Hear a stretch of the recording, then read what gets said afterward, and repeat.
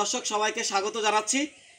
আপনারা জানেন যে সম্প্রতি আমাদের যে পবিত্র ঈদুল আজহা সেটি শেষ হয়েছে, কিন্তু ঈদুল আজহা শেষ হলেও সরকারি ছুটি কিন্তু এখনও শেষ হয় নাই। তো ঈদের নামাজের পর আমরা সবাই এসেছিলাম, আমরা শ্বশুরবাড়ি এসেছিলাম। এই যে সব জামাইদেরকে আপনি দেখতে পারতেছেন যে আমরা এখন এই মুহূর্তে শ্বশুরবাড়ি অবস্থান করছি। আমাদের ক্যামেরায় রয়েছে অলিন।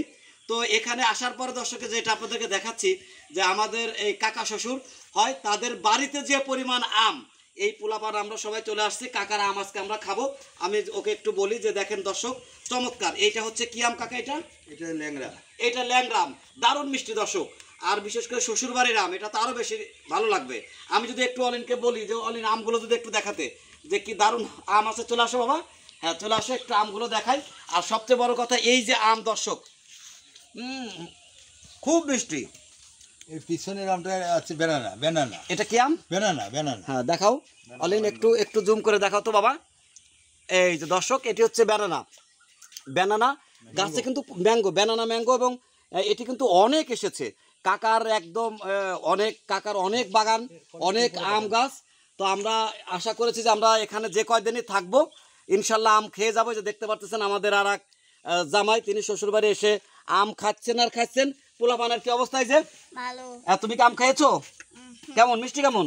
ভালো, খুব ভালো। এবার আমরা একটু কাকার কাছে যাইতেছি। আমাদের কাকা শ্বশুর রয়েছেন, তিনি একজন প্রবীণ রাজনীতিক ব্যক্তি। কাকা, এই যে আপনার আম গাছে যে জামাইরা হামলা চালাইলো, এই বিষয়ে আপনার অভিমত কি? আপনার কেমন লাগতেছে বলেন? না আমার তো আম সবাই খায়, আর জামাইরে তো খাবে, বেশি খাবে, এটা তো আমি আশা করি। তারা প্রচুর খাইয়ে যদি আমার শেষও করে দেয় তো আমার কোনো আমি তো আম ফল, এই আমটাই আমি জন্মাই এবং আমটা ধরে আমার খুবই, এবং মানসি খায়। আমি তেমন ই করি না, যার যার যেরকম ইচ্ছা হয় আম পেরে পেরে। কাকা সর্বমোট কয়শো মন আপনার আম হবে আনুমানিক? না আনুমানিক এখন তো বিভিন্ন গাছ, এখানে এক এক সময় এক এক রকম হয়। আচ্ছা, যেহেতু বিভিন্ন জাতের আম তো আমার ল্যাংড়া, হিমসাগর, এমনি আটির গাছও আছে দেশি আম, সেগুলো পাকিয়ে গেছে। এখন ল্যাংড়াও শেষ, হিমসাগর শেষ, এখন বিভিন্ন আম আসবে, এই সব কলমের আম। আচ্ছা আচ্ছা, এখন এক এক করে আসবে, মানুষ খায়। আমি একটু আনুমানিক আর কি বলতে পারি, আসে এইটাই বলি আর কি, ভালো আসে। আচ্ছা ধন্যবাদ কাকা। তাহলে আমরা আম খালি কোনো সমস্যা নেই? না না না, তোমরা তো খাবা, তোমরা সারিয়া খেয়ে ফেলে তো আমার সমস্যা। এই যে খেয়ে যাচ্ছে, হ্যাঁ এই যে শরীফ, হ্যাঁ কাকা তো অনুমতি দিয়েছে, এখন কি হবে বলো? আমরা যে যা পারি ইচ্ছা মতো সবাই খাবে। আচ্ছা, বিশেষ করে আমাদের রইস খাবারের প্রতি খুব আর কি খাইতে ভালোবাসে। আচ্ছা আচ্ছা, এবার আমরা আরেক জামাইয়ের কাছে চলে যেতে চাই।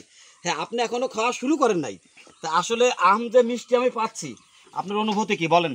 আসলে অনুভূতি অসামান্য, বেশ মজার। দেখেন মনে হচ্ছে যে উস্তে গাছে আম ধরে আছে। দেখো তো বাবা, হালকা ঝুঁকে যাও। ব্যানানা ম্যাঙ্গোটা এমন পরিমাণে ধরছে, মনে হচ্ছে উস্তে গাছে আম ধরে আছে। অনেক বড় বড় আম আর একটু আরো আছে এখানে, আরো একটু আম দেখাও।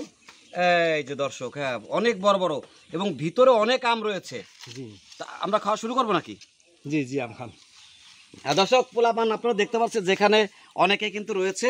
তো যাই হোক, আমরা যে কয়দিন থাকবো আম খাবো। আর একটা কথা বলে রাখি দর্শক, মৌসুমি ফল, আর এই আমে বাজারে যেটা পাওয়া যায় এটা কিন্তু অনেকটাই কেমিক্যাল থাকে, নাকি বলো এটাকে, ফরমালিন থাকে, কিন্তু একদম গাছ থেকে পেরে খাচ্ছি নির্ভেজাল। আর বিশেষ করে শ্বশুর বাড়ির আম, কি বলো? এই সবাই দেখে আসো আসো, এই যে একটা শেষ। ধন্যবাদ দর্শক, আমাদের সাথেই থাকবেন, আমাদের জন্য দোয়া করবেন, আমরা যেন সুন্দর মতো আম খেয়ে আবার যার যার বাড়ি ফিরে যেতে পারি।